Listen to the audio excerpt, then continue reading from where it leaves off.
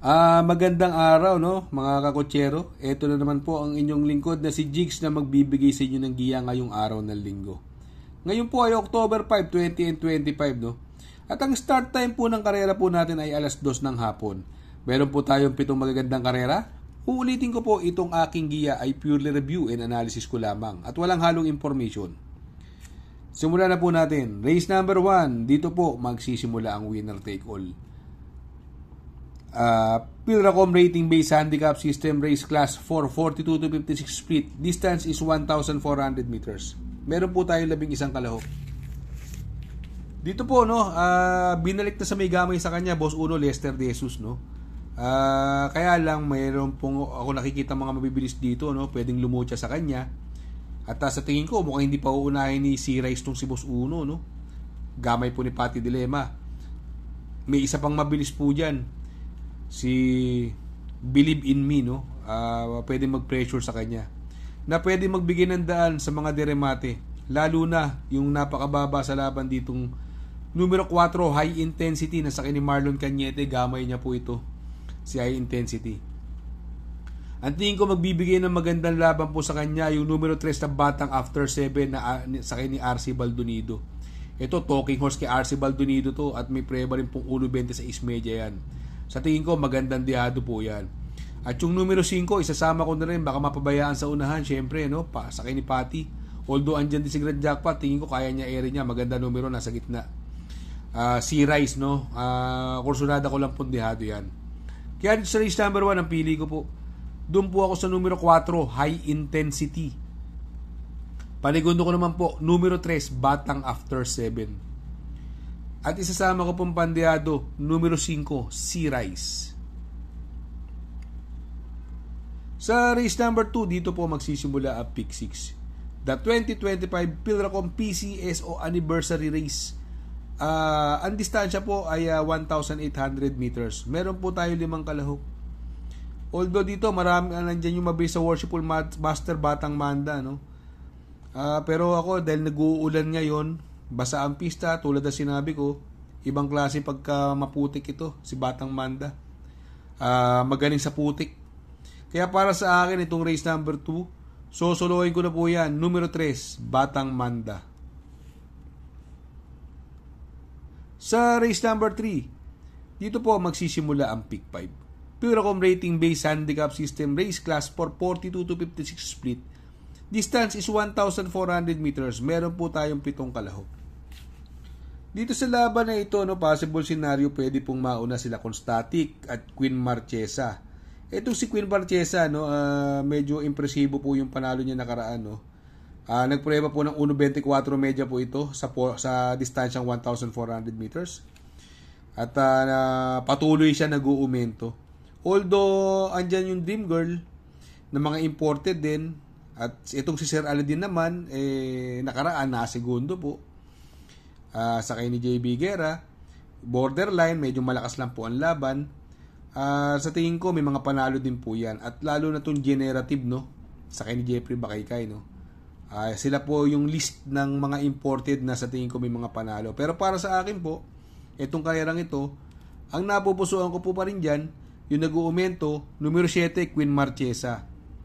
Panigundo ko naman po, numero 3, borderline. At isasama ko pong pandiado, numero 6, generative. Sa race number 4, dito po magsisimula ang pick 4. Pilracom rating based handicap system, race class 517 to 41 split, another 1,400 meters. At dito po full gate po tayo dito.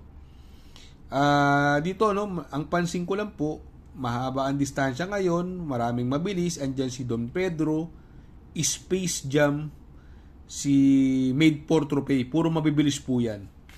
At tingin ko pwedeng magbigay daan sa mga deremate. Kaya ako napupusuan ko po dyan. Ang tingin ko may best time dito, yung numero 12 middle strength, may 1.27 media po yan. At gamay po ni Jan Alvin Gusi yan. Although mabigat ang timbang, 56, no? Kaya pwede tayo mag-protection. Siguro isasama ko po rito yung numero 2 na si Desirable, sakay ni Patty Dilema, no? Siya yung pinakamalapit na alis po dito. Sa tingin ko malaki po chance niya ni Desirable. Kaya dito sa race number 4, ang pili ko po. Doon ako sa numero 12, Middle Strength. Panigundo ko naman po, numero 2, Desirable. Sa race number 5, Pilracom Rating Based Handicap System Race, Class 5, 17 to 41 split. Another 1,400 meter distance. And another full gate po tayo dito. 14 na kalahok. Dito pansin ko, no? Although may mga mabibilis, pero ako, doon ako sa mababang beyond compare, no? Ito, medyo malalakas nilalabanan yan. At binigay na po kay Jan Alvin Gusi, no? Sa tingin ko, ito na kaagad ang isusunod kay Hanglos, susundan niya kaagad to. Although yung Hanglos ang magdadala ng unahan. Siguro kung magpo-protection po ako dito, yung bagong baba ng grupong numero 3, Amor My Love. Padihado lang sa hinete, pero sa tingin ko may panalo po yan dahil sa baba ng laban.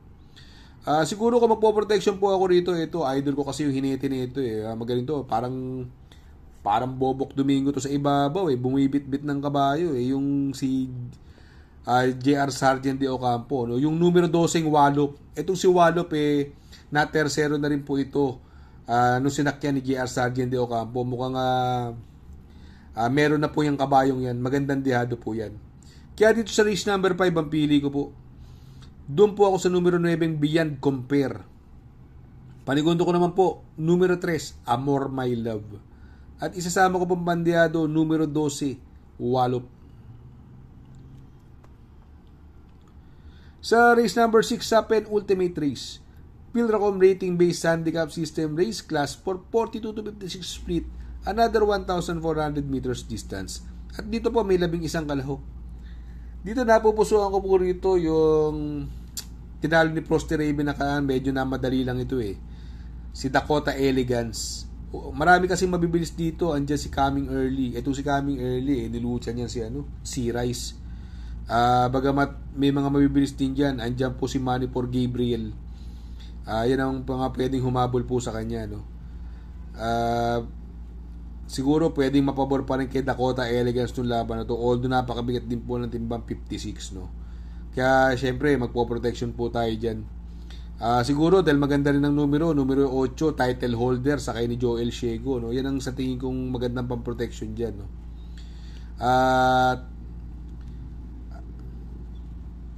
Yung numero 9, pwede rin po makachamba, super majority sa kay ni Christian Advincula. Pero para sa akin po, no, ako napupusuan ko po pa rin dyan yung numero 2, Dakota Elegance. Panigundo ko naman po, numero 8, title holder.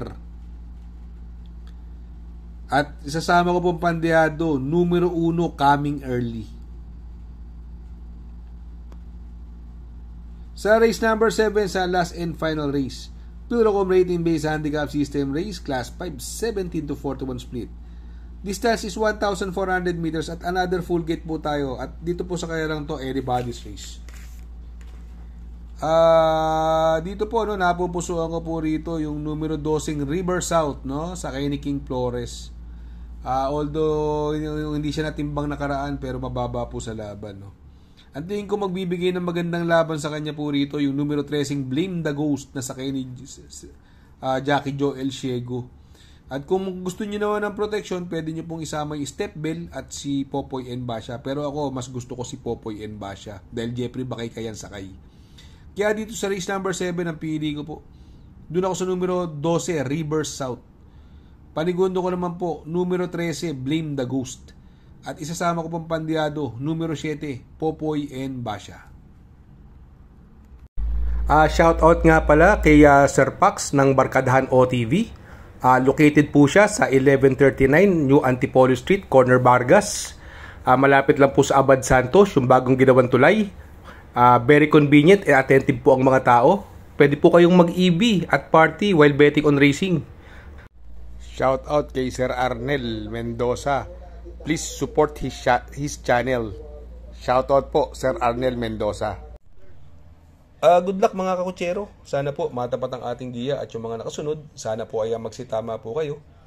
Ako yung makikiusap lamang at makikisuyo sa inyo na please like, share, subscribe, and hit the notification bell para update kayo sa aking mga giya. Good luck po and happy racing.